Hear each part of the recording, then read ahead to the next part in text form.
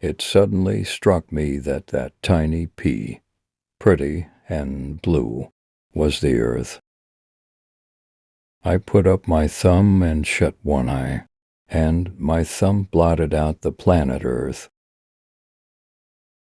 I didn't feel like a giant. I felt very, very small. I believe that every human has a finite amount of heartbeats. I don't intend to waste any of mine running around doing exercises. That's one small step for a man, one giant leap for mankind. Houston, Tranquility Base here, the Eagle has landed. Shoot for the stars, but if you happen to miss, shoot for the moon instead.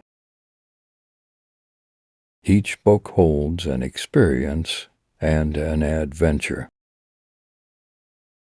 Mystery creates wonder, and wonder is the basis of man's desire to understand. The single observation I would offer for your consideration is that some things are beyond your control. You can lose your health to illness or accident. You can lose your wealth to all manner of unpredictable sources. What are not easily stolen from you without your cooperation are your principles and your values. They are your most important possessions and, if carefully selected and nurtured, will well serve you and your fellow man. That's one small step for a man, one giant leap for mankind. It suddenly struck me that any pea, pretty and blue, was the earth. I put up my thumb and shut one eye, and my thumb blotted out the planet Earth. I didn't feel like a giant. I felt very, very small. Knowledge is fundamental to all human achievements and progress. It is both the key and the quest that advances mankind. The search for knowledge is what brought men to the moon. But it took knowledge, already acquired, to make it possible to get there. How we use the knowledge we gain determines our progress on Earth, in space, or on the moon. Your library is a storehouse for mind and spirit. Use it well. Research is creating new knowledge. Houston, the Eagle has landed. People love conspiracy theories. History is a sequence of random events and unpredictable choices, which is why the future is so difficult to foresee. I can't hear it, but they is imply, so I'm happy if they just put it in parentheses, 1982. I would hope that history would grant me leeway for dropping the syllable and understand that it was certainly intended, even if it was not said, although it might actually have been 208.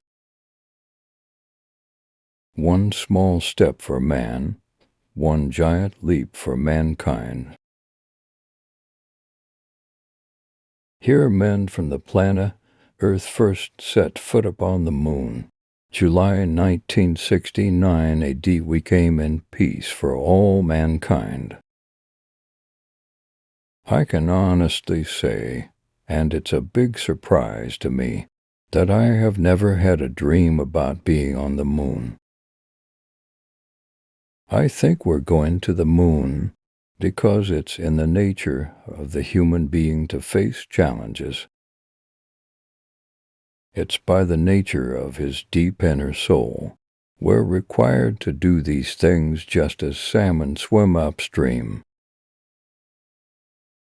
We had hundreds of thousands of people all dedicated to doing the perfect job. And I think they did about as well as anyone could ever have expected. The regret on our side is they used to say years ago, "We are reading about you in science class." Now they say, "We are reading about you in history class." Well, I think we tried very hard not to be overconfident, because when you get overconfident, that's when something snaps up and bites you. Opportunities will be available to you that you cannot imagine. I think if there was anything I learned from our skipper, was that it's not how you look, it's how you perform. I guess we all like to be recognized, not for one piece of fireworks, but for the ledger of our daily work. The important achievement of Apollo was demonstrating that humanity is not forever chained to this planet, and our visions go rather further than that, and our opportunities are unlimited. I put up my thumb, and it blotted out the planet Earth. I fully expected that, by the end of the century, we would have achieved substantially more than we actually did. Well, I think we tried very hard not to be overconfident, because when you get overconfident, that's when something snaps up and bites you.